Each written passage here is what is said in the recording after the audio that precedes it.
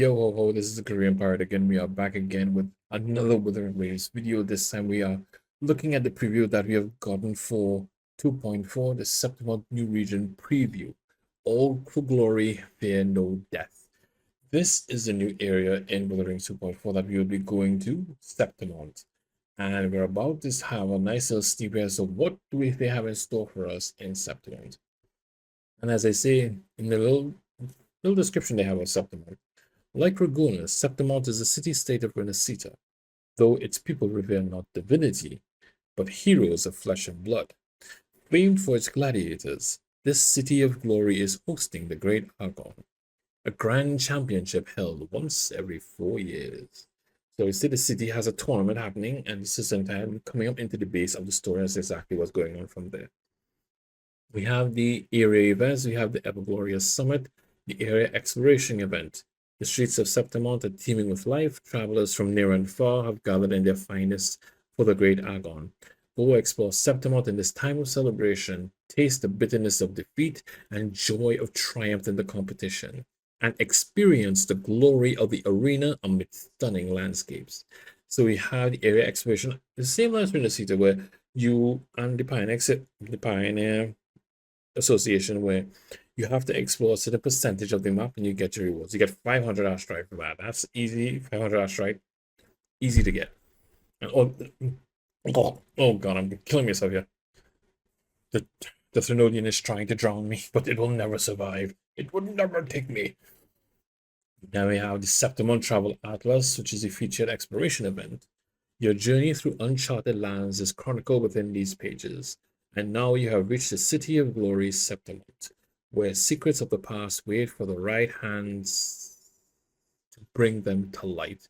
So we'll see exactly what happens, how things go, and more likely we'll have an idea of exactly what's going on within Septimont. So that exploration event to actually get to know about Septimont, and then you get the lore of Septimont and then the history of it at the same point in time. 300 asteroid, tuners, awesome, that's fine. Uncovering past heroes, the photo collection event. So we're bringing in another. We knew a photo collection event was going to happen, and now this is the one for Septimont. So we get to go around the whole of Septimont and then take photos and then have those as memories for us to cherish. The clouds above bear witness to echoing battle cries. The wild winds remember the footsteps of warriors, and rushing currents carry the fiery passion of the brave. Here, every corner holds shining tributes to a glorious history. The towering cities, spires, and the mighty walls forged by the people of Septimont stand as enduring proof of their strength and resolve. At the harbor, you meet a quarreling father and daughter. This unexpected encounter sets you on a journey to uncover the rich history of Septimont. So, we know exactly how that quest is going to start. We're going to have an argument with the father and the daughter, and then we're going to get all the pictures. This will take us around Septimont to actually see the sights and everything. So it's amazing when you get these photo events, you see some of the most amazing. They literally let you see the landscape and see the vast size of it and exactly how beautiful it is. It's amazing. You get some asteroid, you get a couple of stuff you're gonna need because you're gonna need it to level up Catathea and Lupo. Then we have on to the meat of it, the main quest, Chapter 2, Act 5, Shadow of Glory. Catathea vanished in the inverted tower, following the traces she left behind. You arrive at Septimont, one of Renacita's city-states, steeped in glory and fame for its gladiatorial tradition. The city is hosting the Great Argon, a grand championship held once every 4 years. Yet beneath the grandeur, shadows stir. Multiple factions move in secret, each with their hidden agenda. To uncover the truth, you form a temporary alliance with Contender Lupa. Together, you set your sights on the championship. So we're actually basically going with Lupa and well, having a temporary truce, and that means actually working together. You make a temporary alliance, you actually work together to get it to make your way towards the championship. This is going to be interesting though. It's really going to see how they're going to play out that story. And then we go to chapter 2, act 6, Flaming the Heart. You and Lupa follow the Lioness of Glory to the burial ground of the heroes and enter a world of growing uncertainty. At the same time, you start to wonder if Lupa, your companion on this journey, is friend or foe. Tears sound distorted, Fate has been woven. You have a choice to make, and your choice will determine how the story ends. Now, you realize that you start off one and you realize the story has now gotten complex, and that now the person who you made an alliance with is now you're wondering whether or not are they friend or are they foe. You have now kind of come to the decision to see whether or not is this real or not. Because I'm guessing if you look back at the trailer that they did, you have it where Looper is excited as hell, and then you have forgot her name of the one with the sun, and she's looking like oh hell no. Looper is just plain happy. So I don't know exactly what's going on at that point. We can tell, as always, it's more like it's gonna have a fight, and Looper's happy for it, and everybody else is like, we don't want this to happen here, not now. So you see how it goes from there. Now we go on to the new locations. We're gonna have a lot of exploration to do.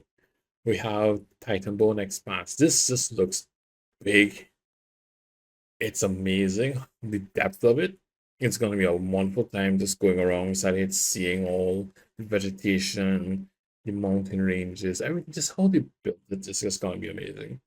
The Mournful Canyon traversing through here is gonna be somewhat like oh I forgot the name of the place where the Dirge Dragon of Dirge hangs out. It's gonna be something like that kind of motif, I think. Then we have the border mountains where we see the great mountain expanse rises up into the sky. That looks really amazing. They have that shadow cast down on everything at the same point in time. Then we have the Ashen Dragon's Crypt. But we saw this in the preview trailer when the Dark Tide is taking it over. So now we kind of get to see exactly what it really looks like. Then we have the Capitoline Foothills. And in the foothills, though, we see that this place is huge. This place has a good. This is not any small scale city. This thing has some size, so it's gonna be pretty big for us to deal with. And now we go into some of the other events that are now having into they have banners never fall. Draining of floodwaters in the old district has revealed a large number of tacit discords. The gladiators of Septimont have now launched a competition to hunt them. You're in Septimont, gladiators are going to fight tacit discords. Like they're not going to make it a competition.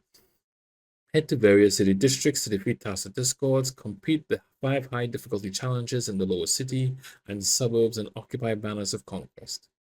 Banners number 4 will become available on the 3rd of the 7th at 10 server time. So that means this event isn't happening until part 2 of 2.4. So we have some time to kind of get ourselves accustomed to getting during the city, loading everything, and then we'll kind of get good with it. As you can kind of see from the preview, we're gonna have the asteroid. We're gonna have the main stat changer asteroid. I don't know what this one is. It looks like some item we might be able to use of some sort. More asteroid than something else. It's a gold item. You have to see what that is. But this is kind of like the preview of the buff over time. So we have this on here, Valor, which is concerto energy recovers by 10 per second when not in battle. So you have 50, 100, 150, 200. They kind of get it builds up your level and have your buff quantity. It's 12. Your buff going up to 12. You'll see exactly how that works. You'll see how it goes out in the game. Tacit Discord poses that pose greater dangers have higher glory levels.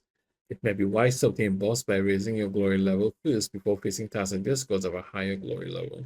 So you can see that this one has a red on it and it says 26.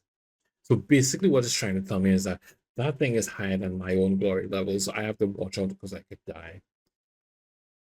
If you look at this one on the other, and this is just a picture, I'm showing this picture to kind of make a clarity of it. You can see the glory level of the ones here. It's not in red, and it's 1 to 3. 1 and then 3, or 3 altogether straight through, which is more towards my glory level. So in that sense, you can attack it, and it's not going to be a problem. But then you see the shrinking the UID at the bottom here. It says 46 here, and then it says 53, and it's building. Counter-attacking, dodge countering, and attacking in combat grant battle engagement points, which can be used to temporarily increase your glory level. Upon taking damage, only glory levels added by battle engagement points will be lowered. The glory levels added by battle engagement points will rapidly decrease when out of combat. So basically, in a sense, is that it's you see exactly how fast you can kill everything. Basically, because you gain points by doing certain skills, and then after that, that same points that you get, they decay away after a while. So it should be a bit interesting to see how that goes. Hero Slash. Draw your sword as a hero and complete the quick slash challenge to obtain heroes. This is basically an advantage of slashing up and down according to how this goes. I really have to see how that's going to work out to see how it works out. Hero's Strength. Gather recollections of heroes to charge a hero's legacy armor. Use the powerful hero's strength to destroy the nearby destructible objects. So there are going to be objects there that we are going to be able to destroy. And oh, that looks like it's going to be fun. The underground flight challenge. Now, this is the underground flight. Glide on the rails toward the destination and accumulate points in the process. This should be an interesting one to see how it works out. As you see, they don't give you any kind of rewards for it per se. You just know about the event. So we'll have to see exactly what those are once we reach in game. Now, the Thermes Park, the last thing on the list. Thermes Park. Invite your friends to join you at this popular recreation facility in Capitoline Hills. I can understand this.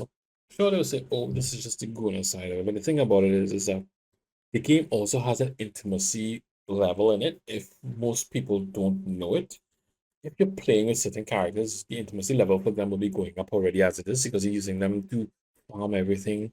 So they will gain up levels like that.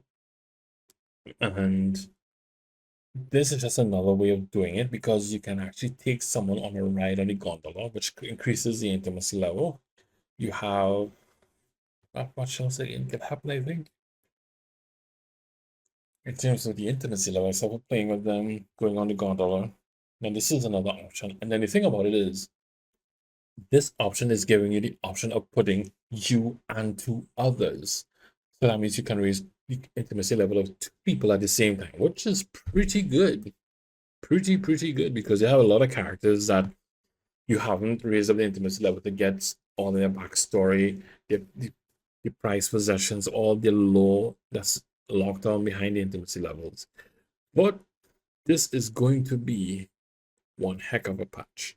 2.4 is dropping in 2 days. So we have to get ourselves ready. You have to make sure you have everything ready just to go for it. This is the Caribbean Pirate. I said if you like this video, like and subscribe. You can join me over at kick.com/Caribbean Pirate, or you can either follow me on twitch.tv/Caribbean Pirate. I multi-stream on both platforms. I'm trying to try streaming like daily from about 8:30 Eastern, if according to how time zones. I think it's 8:30 Eastern for my time zone because I'm in the Caribbean. If I'm matching up to the States, I will see you all then. And again, this is the Caribbean Pirate saying, sailing off.